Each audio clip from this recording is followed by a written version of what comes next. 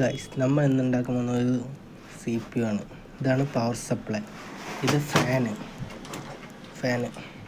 ഇനി നമ്മൾ ഇത് എങ്ങനെ ഉണ്ടാക്കും നോക്കാം. ഇതാണ് CPUവിൻ്റെ പെട്ടി. ഇനി നമുക്ക് ഇത് പവർ സപ്ലൈ വയ്ക്കാം. പവർ സപ്ലൈ വയ്ക്കുമ്പോൾ ഇതിൻ്റെ ഫാൻ എപ്പോഴും മേലെയാണ് വരേണ്ടത്. ഇനി നമുക്കിത് ടൈറ്റ് ചെയ്ത് കൊടുക്കാം.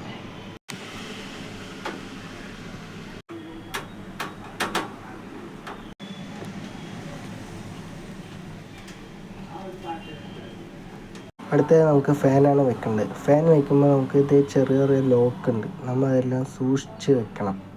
ഫാൻ വയ്ക്കുമ്പോൾ ഇതിൻ്റെ ഈ ബട്ടൺ നമ്മളിങ്ങനെ തിരിച്ച് വെക്കണം. ഈ ആരോ മാർക്ക് ഇങ്ങോട്ട് വെക്കണം, തിരിച്ച് എല്ലാം തിരിച്ച് വെക്കണം. ഓക്കെ,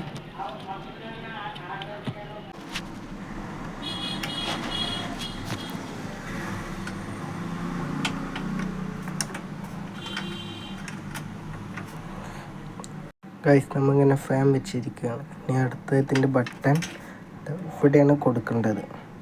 ഓക്കെ, അടുത്ത പവർ സപ്ലൈൻ്റെ ഇത് കൊടുക്കണം. ഇതിന് ഒരു ലോക്ക് ഉണ്ട്. അടുത്ത ഇതും അതേപോലെ ഇത് ഒരു ചെറിയ ലോക്ക് ഉണ്ട്, ഇതെവിടെയാണ് ഇടേണ്ടത്. ഓക്കെ, അടുത്ത ഈ CPU പെട്ടിയിലുള്ള രണ്ടെണ്ണം ഉണ്ട്, മറ്റേ USB മോഡ്. അത് നമ്മളിത് നോക്കി ഇതിലോരോ സംഭവങ്ങളുണ്ട്.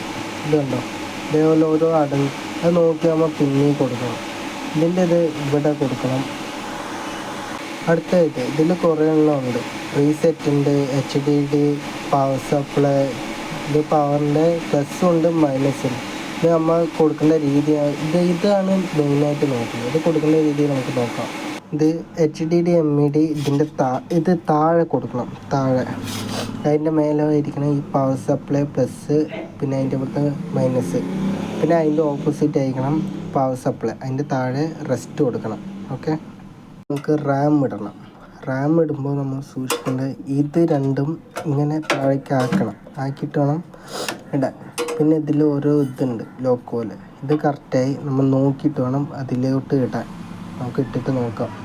അങ്ങനെ നമ്മൾ എല്ലാം കൊടുത്തു കഴിഞ്ഞു. ഇനി നമുക്കിത് ചെക്ക് ചെയ്ത് നോക്കാം.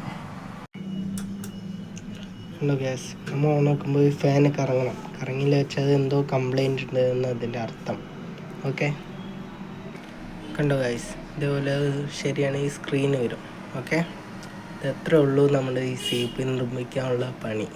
കുറച്ച് ടൈം മതി.